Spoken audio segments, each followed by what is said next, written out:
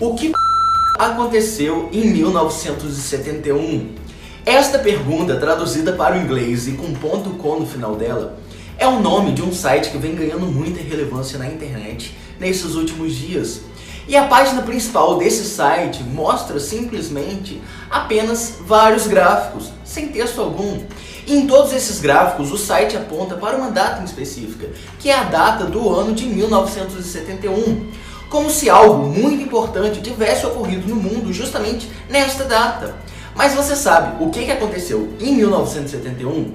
Se você ficou curioso para entender mais sobre essa história, então assista esse vídeo até o final. O meu nome é Gustavo Lopes e você é muito bem-vindo ao Consultório do Trader.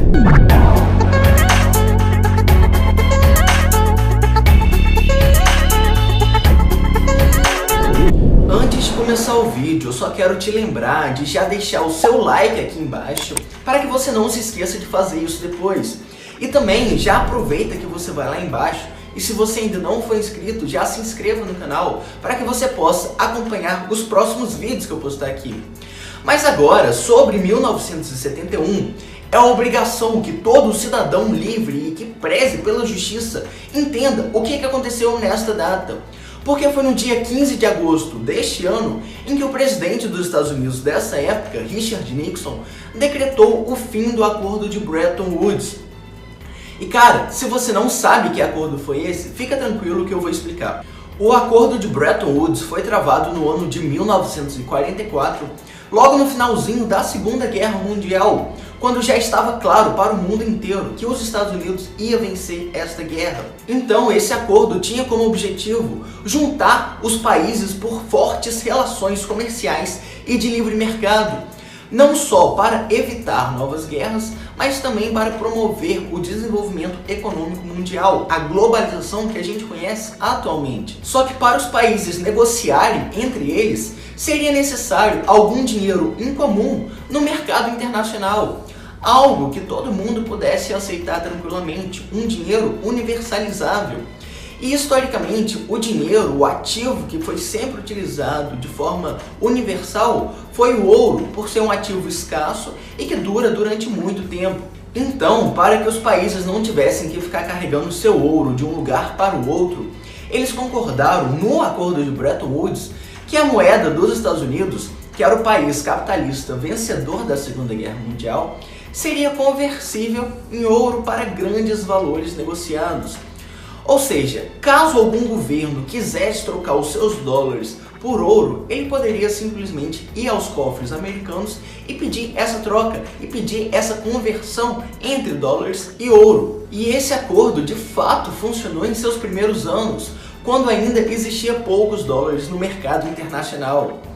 Só que aí, quando aconteceu a Guerra do Vietnã na década de 1960, o governo americano começou a gastar muito dinheiro com as empresas multinacionais para sustentar a guerra do Vietnã. Então a indústria bélica, a indústria farmacêutica, a indústria química, a indústria do petróleo. E para gastar tanto dinheiro com essas empresas multinacionais, foi necessário que o governo americano pegasse dinheiro emprestado com os bancos.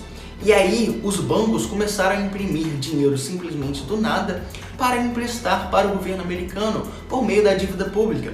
E sim, cara, os bancos podem imprimir dinheiro do nada, criar notas, criar papeizinhos ali e emprestar para quem eles quiserem. Só que aí, conforme todos esses dólares eram criado e jorrado na economia, o governo americano começou a passar cada vez mais dificuldade para arcar com o seu compromisso de converter os dólares dos governos por ouro, já que tinha muitos dólares ali na economia.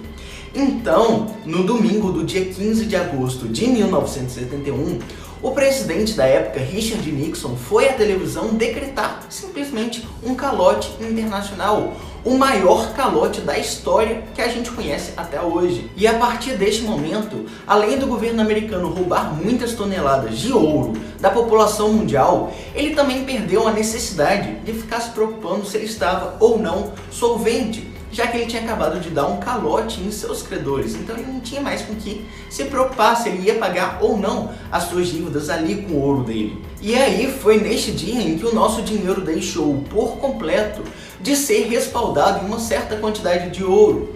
Foi neste dia em que o nosso dinheiro se transformou em apenas papeizinhos coloridos baseados na boa vontade dos políticos em não fazerem muitos gastos públicos, baseados na boa vontade dos bancos simplesmente não imprimirem dinheiro do nada para emprestar a juros aos políticos gastarem à toa com gastos públicos ali na economia que não faz sentido algum. E cara, a história mostra que a gente não pode confiar em dar todo esse poder aos políticos e aos bancos de forma alguma. Foi a partir da década de 1970 onde os governos começaram a estabelecer metas para a inflação. Cara, você tem noção do quão absurdo que isso daí é? Estabelecer meta para a inflação é estabelecer um meio termo onde os bancos imprimem o máximo de dinheiro possível, ao mesmo tempo em que as pessoas ainda continuam utilizando esse dinheiro impresso pelos bancos. Já que se os bancos imprimirem mais dinheiro do que um certo, vamos dizer, limite, as próprias pessoas param de usar esse dinheiro dos bancos por conta da alta na inflação. Então eles começaram a estabelecer metas na inflação, onde eles imprimem o máximo de dinheiro possível, ao mesmo tempo em que as pessoas continuam utilizando o dinheiro dos bancos. E sabe quem são os primeiros recebedores desse novo dinheiro que acabou de ser criado ali do nada pelos bancos? São os políticos.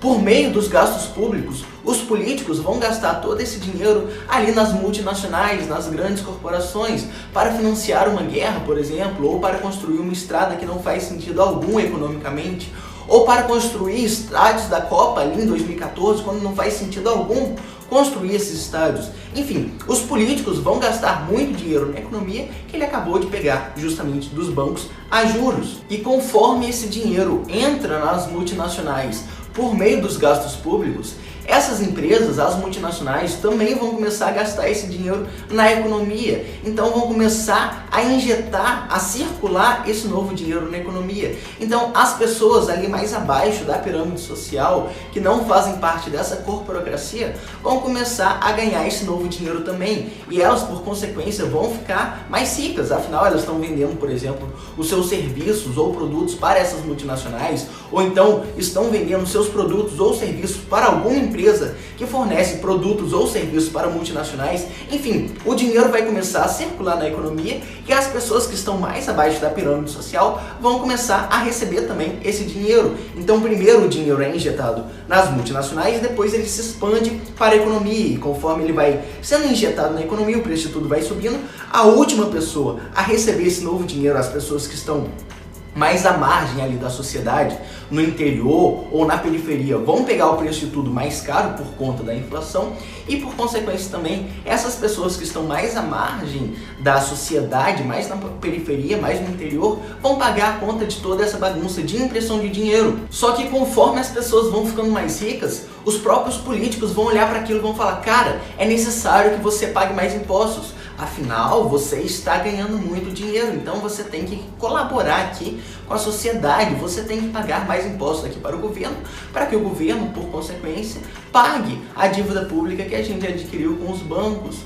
Na prática, o que esse sistema faz é transferir a riqueza, a produtividade das pessoas que estão mais à margem da sociedade para esta casta de elite que pertence a essa corporocracia. É uma transferência de riqueza das pessoas mais pobres para as pessoas mais ricas. Então, diante desse sistema econômico maquiavélico, essa transferência de riqueza aconteceu de forma absurda desde 1971. E o site que eu comentei no início deste vídeo, www.whatthefuckhappenedin1971.com, mostra dezenas de gráficos relacionados a questões sociais e econômicas e aponta para a data de 1971. E você percebe, vendo essas dezenas de gráficos que o site apresenta, que mais ou menos ali em 1971 você tem um ponto de inflexão. Se antes, por exemplo, o gráfico estava subindo, a partir desta data ele começa a cair, por exemplo, ou se ele vinha caindo, a partir desta data ele começa a subir. Você começa a ver algumas coisas estranhas acontecendo neste ano. E vendo todos esses gráficos, você chega a três percepções, resumidamente, em grosso modo. A primeira é que, a partir desta data, em 1971, a inflação e a dívida pública disparam. A segunda percepção, resumidamente de novo, é que a desigualdade social, que vinha caindo há décadas, começou a subir a partir do ano de 1971.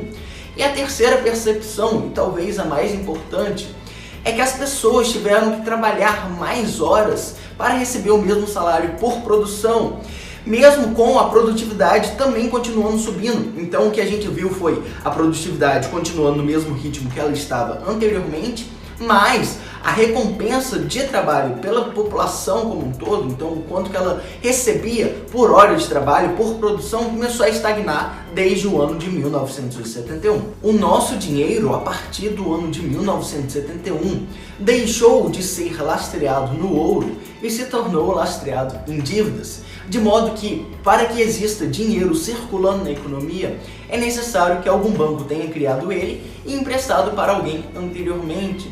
E isso é ridículo. E quando finalmente a gente consegue conquistar algo em nosso próprio nome, a gente tem que pagar os nossos impostos para o governo, para que o governo, por sua vez, pague as suas dívidas com os bancos. Isso é muito ridículo, isso é insano, cara. Se antes de 1971 apenas um único membro da família precisava trabalhar para sustentar a casa, que na época, por questões de preconceito social, era apenas o homem que trabalhava, hoje não só o homem trabalha, mas também a mulher. Ambos são obrigados a trabalhar para que eles consigam sustentar a casa. Lembre-se, no passado era apenas uma pessoa que trabalhava. Se antes muitos jovens saíam de casa e iam ter sua própria casa aos seus 18 anos de idade, hoje esse número é muito menor. E todas essas estatísticas, todos esses gráficos que eu acabei de falar, são mostrados justamente neste site. É muito importante que você abra ele e veja. Cara, é surreal entender isso daí. Hoje a gente precisa trabalhar muito mais para acompanhar a produtividade. Algo que não deveria acontecer, já que a produtividade permite a gente trabalhar menos, mas a gente está trabalhando mais. Outra coisa, hoje a gente paga uma parcela gigantesca de impostos, algo que também nunca aconteceu em uma sociedade que estava em crescimento econômico. Isso é absurdo. Basta lembrar também de Tiradentes, que lutou por 20% de imposto quando a coroa portuguesa tentou impor isso ali em cima de Minas Gerais. Ele lutou por 20% de imposto. 20% hoje para a gente é fichinha, não é nada. A partir do ano de 1971, o nosso dinheiro se tornou uma dívida da população com os bancos.